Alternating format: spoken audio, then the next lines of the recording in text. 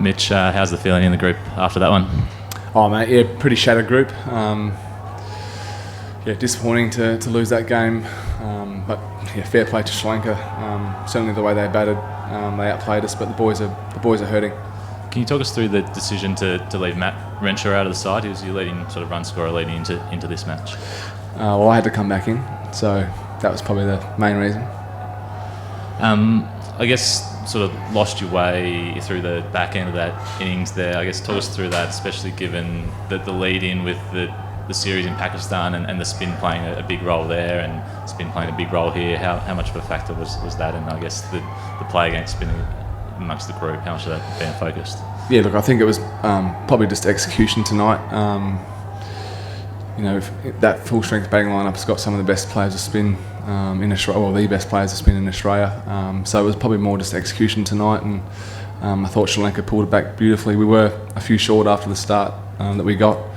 We probably knew that going into the second innings, but we had great belief that we'd get the job done. But we were outplayed. How much did, I guess, the moving parts at the start of the tournament, like this group has played a lot together over the past 12 months, but still those guys coming in and out to start the tournament, and you probably didn't get your best side on the park until tonight, really. Yeah, look, I think if you look back over the last 2 years in the white ball squads, we've had moving parts every tour, every game, so that's something that you sort of force into at times. But yeah, we were just outplayed tonight, and disappointed.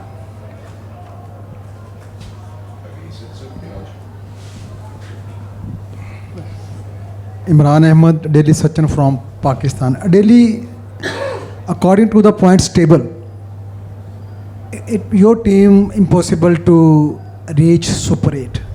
It is the first time the Australia will not qualify the next round of this event. What are you saying? It is the situation. I think is it still technically possible? Yeah, there's still a chance.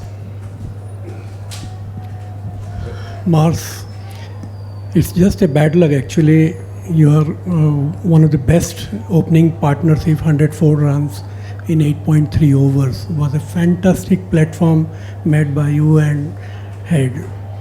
But all of a sudden, what happened in the batting selection or something like the ball like that? They almost green, other all collapsed. Was it the dew factor, or spinners were doing quite good? Because 180 runs is also a good score here. But even if you would have made 220, today it seemed it could have been scored. I guess we'll never know if what would have happened if we made 220. But as I said earlier, we had a good platform, but we just weren't able to execute towards the back end, and it's disappointing. Certainly not here to blame anyone, but we're a disappointed bunch. Mitch, 97 for 0 after 8 overs, 181 at the end. What happened in that back 12? Have I answered that like twice already? I think the same answer as the other couple of questions, but we just weren't able to execute. We know that they've got. We knew that we were going to face spin towards the back end. It slowed up a little bit, but again, just execution. Yeah. And the bowling of Dushmant Chamira, I think you bowled 3 right at the death. What did you make of that?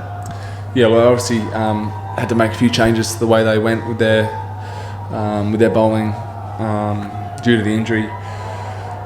But fair play. I thought he bowled really well towards the back end.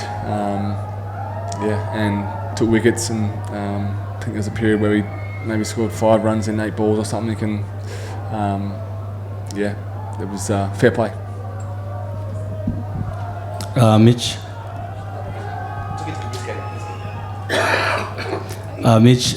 Against Zimbabwe, you only managed to get 2 wickets. In again, 2 wickets. So 4 wickets in 2 big games.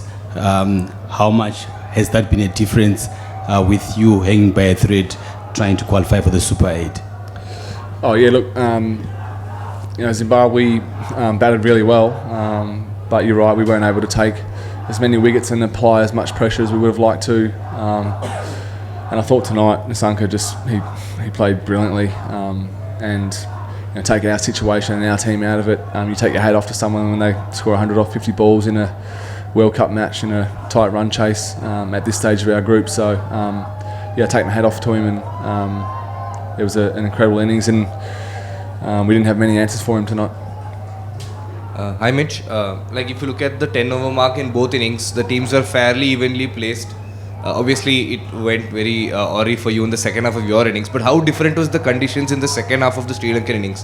Was there a lot of dew, and was that why there was, we saw in the first innings that the ball was gripping and turning. Was that not the case in the second innings? Why was that Sri Lanka were able to accelerate post that 10 over mark? I don't think there was much dew. It didn't feel dewy. I'm not sure if the wicket got better. I didn't feel that way. But I know that in these conditions, partnerships are incredibly important. And if you look at the two innings outside of our opening partnership, we just weren't able to form a good one to get going again. And that's probably the difference in the game. Last two. Mitch, a lot of players came on in good form from the Big Bash League, but then you went to Pakistan, and you now lost a couple on the trot here. Is there a sense that the team's kind of lost momentum as a group, or what's happening kind of broader? Yeah, look, it's a good question. I guess Pakistan was a fairly different group to what we had here. We understood that going into it. There were some guys that couldn't be there due to injury and coming back. So we accepted that going to Pakistan. It's tournament play. You lose a game that you shouldn't. With all due respect to Zimbabwe, they played fantastic. And you're under the pressure, and tonight we were outplayed. So that's the position we find ourselves in. Mitch, how is the injury? It looked like you landed awkwardly there trying to stop a ball. Yeah, probably didn't need to. I did need to dive, but I was a little bit sore, but I'm absolutely fine, and I'll be sweet. How hard is it how much does it upset your plans, when it looked like, especially in the last game, Zimbabwe blunted the effectiveness of your two senior bowlers in Alice and Zampa, and then they kind of did the same again tonight. You kind of have to get their overs out of the way early. Is that kind of a bit of an upset to sort of bowling plans, when they blunt your sort of two most effective bowlers, I guess? Yeah, well, they're certainly our two most experienced players. No doubt we went to them whenever we were sort of under pressure. I haven't had a chance to really think about how they played tonight in terms of tactics and stuff, or had a look at it, but they played well.